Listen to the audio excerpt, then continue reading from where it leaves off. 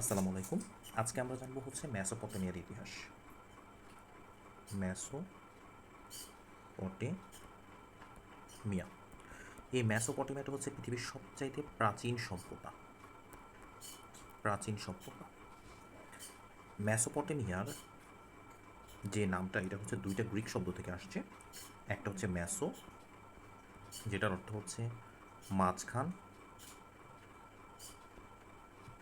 আর আরেকটা হচ্ছে ওটামাস, এটার অর্থ হচ্ছে নদী।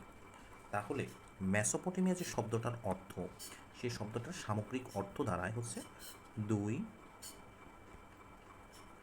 নদীর মাঝখানে। আচ্ছা, দুই নদীর মাঝখানে অবস্থিত কোনো একটা অঞ্চল, সেটাকে আমরা মেসোপটেমিয়া বলতেছি। তো এই মেসোপটেমিয়াটা মূলত হচ্ছে বর্তমানে যে ইরাক আছে, বেশিরভাগ অংশ হচ্ছে বর্তমানে ইরাকে অবস্থিত। ইরাকে অংশটা মূলত হচ্ছে মেসোপটেমিয়ার অংশ। তো ইরাকের মধ্য দিয়ে আসলে দুইটা নদী প্রবাহিত হয়েছে। একটা হচ্ছে দাজলা নদী, আর একটা হচ্ছে ফোরাত নদী। দাজলা নদী আর একটা হচ্ছে ফোরাত নদী। আচ্ছা, একটা হচ্ছে দাজলা নদী, আরেকটা হচ্ছে ফোরাত নদী। অতীতে এই দাজলা নদীর নাম ছিল হচ্ছে টাইগ্রিস নদী,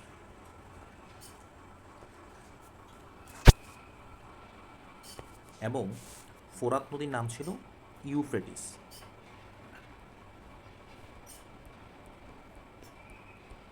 ইউফ্রেটিস এই দাজলা এবং ফোরাত নদীর মধ্যবর্তী যে স্থানটা আছে, অর্থাৎ এই স্থানে মূলত হচ্ছে মেসোপটেমিয়া সভ্যতাটা গড়ে উঠেছিল।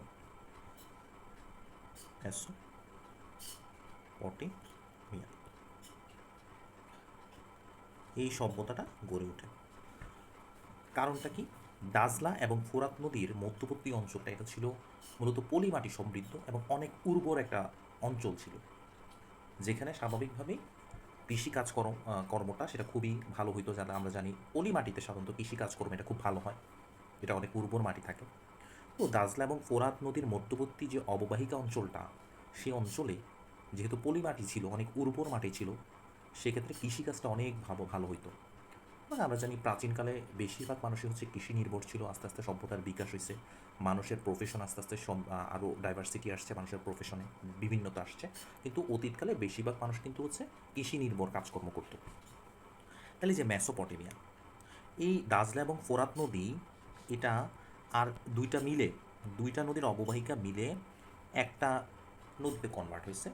এই নদীটা গিয়ে পতিত হয়েছে পার্সিয়ান সাগরে, যেটাকে আমরা পারস্য সাগর বলতে পারি, যেটাকে আমরা বলবো পারস্য সাগর। পারস্য সাগর, পার্সিয়ান গলফ। এই যে অঞ্চলটা অর্থাৎ দাজলা এবং ফোরাত নদীর মিলিত যে অংশ, এই অংশটার নাম হচ্ছে সাতিল আরব। সাতিল আরব,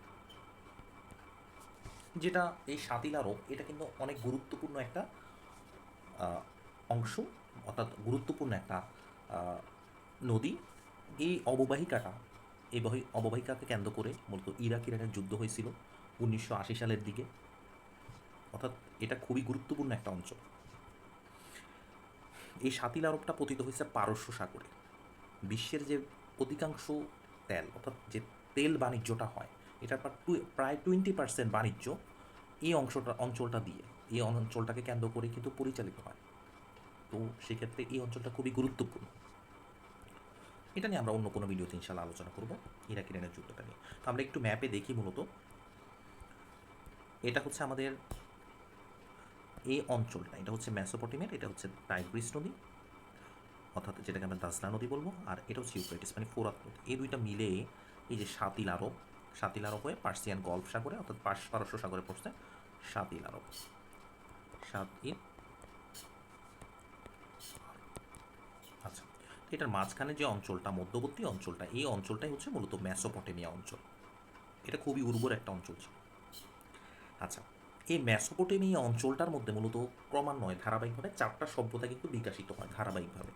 এই চারটা সভ্যতার নাম আমরা ধারাবাহিকভাবে শিখবো একটা ছন্দের মাধ্যমে। কোনটা আগে পরে সেটাও কিন্তু হয়ে যাবে। আমরা শিখবো যে হচ্ছে সুমি, বাবু, আসবে কাল।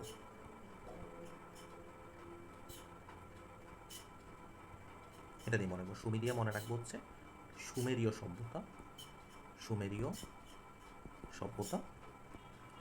এরপরে বাবু দিয়ে হচ্ছে ব্যাবিলনীয় সভ্যতা। আসবে দিয়ে হচ্ছে আমরা মনে রাখবো অ্যাসিরীয় সভ্যতা। কাল দিয়ে মনে রাখবো হচ্ছে ক্যালিডীয় সভ্যতা, ক্যালিডীয় সভ্যতা।